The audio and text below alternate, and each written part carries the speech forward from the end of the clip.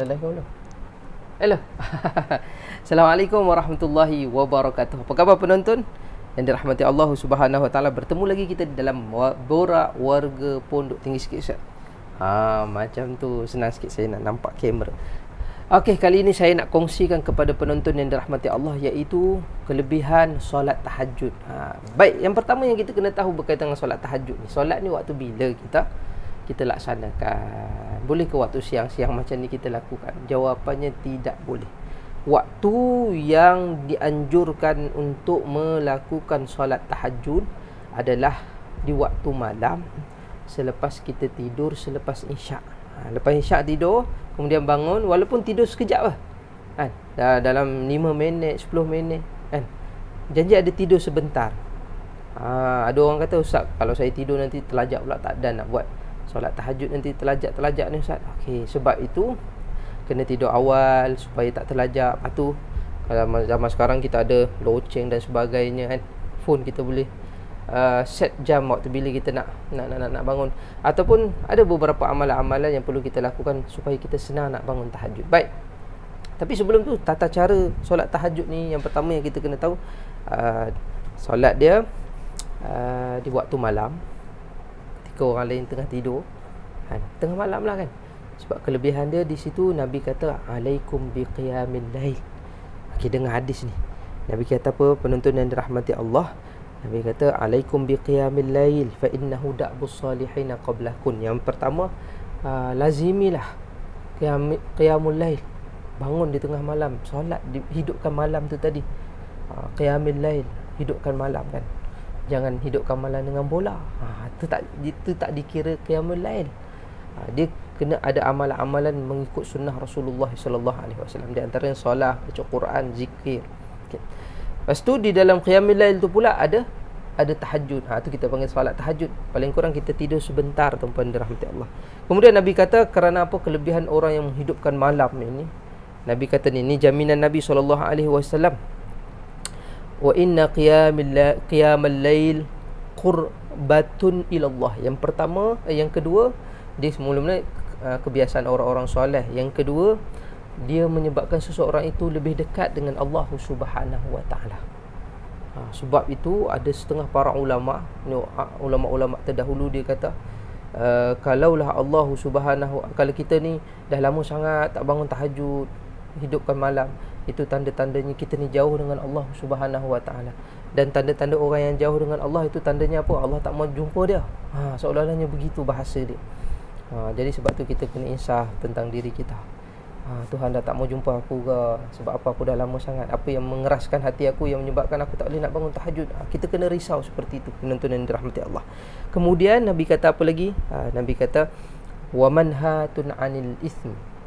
Dengan melazimi solat qiyamul lail, bangun malam, tahajud, zikrullah, baca Quran di waktu malam, akan memberi kekuatan menghalang seseorang itu daripada dosa. Ini penting ni. Sangat. Kalau orang kata, ya Allah, Ustaz, macam mana saya nak tinggalkan dosa? Macam mana saya nak tinggalkan dosa? Berusahalah untuk bangun malam.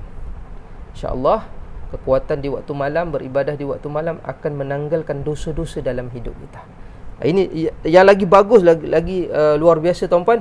Wa takfirul lisayyi'at, menghapuskan dosa. Dan yang ni kita nak dengar, wa mat'radatun lidda'i 'anil jism. Saya ulang lagi sekali, wa mat'radatun lidda'i 'anil jism. Nabi kata, dengan bangun malam, bertahajud, membaca Quran, zikrullah, hidupkan malam ni dengan amal-amal soleh, Nabi bagi jaminan, iaitu seseorang itu akan diberikan kesembuhan daripada penyakit yang ada di dalam tubuh badan dia. Subhanallah. Siapa-siapa ada penyakit, bangunlah di waktu malam, hidupkanlah malam-malamnya. Ataupun jangan tunggu ada penyakit baru nak bangun malam. Itu pun salah. No, tak boleh macam tu. Sepatutnya sebelum ada penyakit lagi kita dah melazimi kan? Sebab ada orang kata je nak sihat, dia main badminton di waktu malam. Belum tentu sihat. Apa ramai yang sesak nafas lepas main badminton kan, lepas tu mati. Ya Allah. Amalan yang sangat mudah, tak perlu melompat-lompat, pukul ataupun sepak macam sepak bola. Hanya bangun malam, berdiri tegak, usalli sunnat tahajjudi rak'ataini lillahi ta'ala, Allahu akbar. hanya pergerakan yang tak memerlukan yang menyebabkan seseorang itu luka pun. Makna kata yang menyebabkan seseorang itu luka tubuh badannya. Hanya bangun tahajud baca Quran, tapi sihat tubuh badan. Subhanallah, subhanallah. Kemudian solat macam biasa kan, baca surah Al-Fatihah. Bacalah surah apa-apa pun yang kita boleh hafal, yang kita baca. Tak ada surah yang khusus. Cuma sebelum waktu sujud yang terakhir Ustaz, sujud yang terakhir kita digalakkan untuk membaca bahagian daripada surah Al-Isra', iaitu pada sujud yang terakhir tu, sujud yang terakhir Allahu Akbar, Rabbi adkhilni mudkhala sidqin wa akhrijni mukhraja sidqin waj'alni min ladunka sultanan nasira. Baca doa tu. Baca doa tersebut dalam surah Al-Isra' tu. Ayat yang keberapa lupa lah pula Ustaz. Tak apalah, nantilah kita bagi tahu balik. Tapi doa tu biasa orang dah tahu dah. Tapi saya recall sahaja balik. Nanti Ustaz boleh tolong carikan. Baik penonton yang dirahmati Allah. Apa yang kita dapat daripada doa tersebut? Doa tersebut makna dia sangat luar biasa. Merujuk kepada kelebihan orang yang solat tahajud di waktu malam. Dia menghidupkan malam dia, qiyamul lail dengan solat tahajud. Apa janji Allah dengan orang yang solat tahajud ni? Kan? Dalam banyak-banyak ibadah, solat tahajud juga Allah sebut dalam Al-Quran satu-satu solat sunnah muakkad yang dituntut untuk dilakukan. Dan kelebihan dia, Rabbi adkhilni mudkhala sidqin wa akhrijni mukhraja sidqin waj'alni min ladunka sultanan nasira. Waj'alni min ladunka sultanan nasira. Ada berapa banyak tu kelebihan dia. Ya Allah kata, Rabbi adkhilni mudkhala sidqin. Ya Allah, kau jadikanlah aku ni orang yang masuk tergolong di kalangan orang sidqin, orang-orang yang benar. Wa akhrijni mukhraja sidqin, dan kau keluarkanlah aku daripada satu-satu orang yang satu-satu perkara yang tidak benar. Soalannya macam tu. Ya Allah, kalau aku nak buat keputusan, ya Allah, kau tentukanlah keputusan itu keputusan yang benar. Kau berilah petunjuk. Seolah kita minta macam tu pada Allah Subhanahu wa taala. Wa akhrijni mukhraja sidqin. Kalaulah aku buat sesuatu itu, ya Allah, kalau benda itu tak benar, benda itu tak elok, tak baik, ya Allah, ataupun datang mana-mana musibah dalam hidup aku ni, kau keluarkanlah dengan jalan yang terbaik. Bagilah jalan penyelesaian dalam hidup aku ni dengan jalan yang terbaik. Kita meminta pertolongan dan kekuatan pada Allah di waktu malam. Sebab tu kita kata dengan amalan solat tahajud ni salah satu amalan yang menyebabkan doa seseorang itu terkabul di waktu siang ataupun malamnya. Kerana amalan ni tadi, maka doanya akan terkabul. Allah akan kabulkan doanya sama ada di waktu siang ataupun malam. Luar biasa kelebihan ni tuan-tuan rahmati Allah. Bahkan kita doa apa lagi dalam sujud yang terakhir tu, wa akhrijni mukhraja sidqin waj'alni min ladunka sultanan nasira. Waj'alni min ladunka sultanan nasira. Waj'alni min ladunka sultanan nasira. Ya Allah, kau jadikanlah aku daripada orang yang sentiasa mendapat pertolongan daripada Engkau. Seolah kita nak minta, waj'alni min ladunka, kami mohon kau jadikanlah aku orang yang min ladunka, di sisimu, sultanan nasira, sentiasa berada di dalam pertolongan, pemeliharaan, macam-macam makna dia seperti itulah. Seolah-olahnya kita mohon pada Allah Subhanallah. Sebab itu tuan-tuan dirahmati Allah, amalan ni tak boleh tinggal, perlu diusahakan, perlu dilakukan sepanjang hari, orang kata setiap hari. Kalau boleh hari-hari, kalau boleh hari-hari solat tahajud ni dilakukan, dilaksanakan, walaupun 2 rakaat. Waktu bila, sampai bila Ustaz boleh solat tahajud? 5 minit sebelum azan subuh pun boleh lagi solat tahajud. Tak ada istilah terlambat. Aduh Ustaz, dah terlambat Ustaz, 5 minit nak subuh. Boleh lagi 2 rakaat, tak sampai 5 minit kan? Baca qul huwallah, qul a'udzu birabbin nas, dah bagi salam sampai habis. Baca 2 rakaat dia paling kurang. Paling banyak Ustaz 12 rakaat, 4 rakaat, 8 rakaat. Subhanallah. Dan amalan tahajud ni tidak pernah ditinggalkan oleh Rasulullah sallallahu alaihi wasallam. Maknanya amalan ni sangat mahal. Okey, lepas habis salam, Assalamualaikum warahmatullahi, Assalamualaikum warahmatullahi, apa yang kita nak baca tuan-tuan? Doa apa? Doa yang diajarkan oleh Rasulullah juga. Doa dia, Allahumma lakal hamdu anta qayyimus samawati wal ard wa man fihin. Kalau tak boleh baca bahasa Arab je, baca je bahasa Melayu tuan-puan. Allahumma lakal hamdu anta qayyimus samawati wal ard wa man fihin. Ya Allah, kepada Engkau lah puji-pujian, kal hamdu. Allahumma lakal hamdu anta qayyimus samawati wal ardi wa man fihin. Engkau lah yang menjadikan, yang mendirikan langit dan bumi. Anta qayyimus samawati wal ardi wa man fihin, dan apa yang ada di dalamnya. Kita puji-puji Allah. Dalam doa tu dia bercerita tentang kita puji Allah Subhanahu wa taala.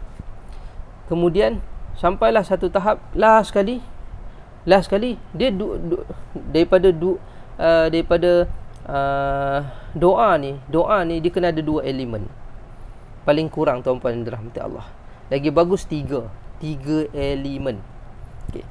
Apa-apa pun bila saya baca balik doa tahajud ni, ada 2 elemen yang penting yang perlu kita, dan saya minta tambah lagi 1 elemen tu. 3 elemen. Yang pertama, puji-pujian pada Allah. Betul-betul puji. Sebab tu dalam doa tahajud ni kita doa, Allahumma lakal hamdu anta qayyimus samawati wal ardi wa ma fihin, wa lakal hamdu anta nurus samawati wal ardi wa ma fihin, wa lakal hamdu anta haqqu wa wa'dukal haqqu wa liqa'uka haqq wal jannatu haqq wan naru haqq was sa'atu haqq. Puji Tuhan. Elemen yang pertama. Yang kedua, elemen yang kita minta dalam solat tahajud yang kena ada adalah kita minta ampun pada Allah. Ya, kita minta, Rabbi inni zalamtu nafsi faghfirli fa innahu la yaghfiru dhunuba illa anta. Faghfirli ma qaddamtu wa ma akhartu wa ma asrartu wa ma a'lantu anta a'lamu bihi minni antal muqaddimu wa antal muakhiru la ilaha illa anta wa la haula wa la quwwata illa billah. Panjang-panjang kita baca doa. Sebenarnya elemennya 3 je. Puji Allah, minta ampun. Selepas kita puji Allah, yang kita nak minta adalah keampunan. Lepas tu jangan lupa selawat. Selawat jangan lupa tuan-puan di dalam doa-doa kita. Kerana apa Nabi kata, inna du'a, sesungguhnya doa seseorang itu akan terhalang. Dia akan terhalang di antara langit dan bumi. Kerana apa? Tertinggalnya selawat. Jadi doa itu akan terangkat kepada Allah sehinggalah seseorang itu berselawat kepada Nabi SAW. Sebab itu jangan tinggal selawat. Jadi akan ada 3 elemen lah. Setiap kali doa, salah satu tanda alamat-alamat supaya doa kita itu terkabul, diterima oleh Allah Subhanahu wa taala, mesti ada 3 elemen. Puji-pujian pada Allah, kemudian mohon ampun, minta maaf atas kelemahan diri, yang atas rendah diri kita mohon ampun atas kelemahan dan sebagainya. Seterusnya yang ketiga kena ada selawat. Okey, ini di antara doa-doa yang perlu kita baca ketika tahajud. Sebab doa-doa tahajud ni dia khusus berkaitan dengan keampunan. Mohon ampun pada Allah. Jadi bila seseorang itu dosanya telah terampun, maka apa yang dia minta akan terkabul. Segala urusan hidupnya akan dipermudahkan. Jika dia sakit, Allah akan berikan kesembuhan. Jika dia sempit, Allah beri kelapangan. Jika dia risau, Allah keluarkan daripada kerisauan. Jika dia sedih, Allah berikan kegembiraan. Macam itulah. Punca dia apa? Dosa je. Sebab itu tanda-tanda seseorang itu terhalang daripada bangun tahajud kerana dosanya. Kerana dia terikat dengan dosa. Lalu dia menjadikan dia berat untuk bangun tahajud. Okey, jadi wallahu alam tuan-puan. Itu di antara kaifiat dan kelebihan cara yang betul dan benar mengikut sunnah Rasulullah sallallahu alaihi wasallam. Daripada apa-apa yang kita sebut tadi, dalil-dalil yang kita sebut tadi, itu semua diajarkan oleh Rasulullah sallallahu alaihi wasallam. Tata cara untuk tahajud, bangun malam, hidupkan malam, kelebihannya, tahajudnya dan sebagainya. Jadi wallahu alam, moga-moga bermanfaat. Kurang lebih saya mohon maaf. Moga-moga tuan-puan dapat sesuatu pada petang ini dalam borak warga pondok kita. Kita jumpa lagi. Terima kasih Zul. Assalamualaikum warahmatullahi wabarakatuh.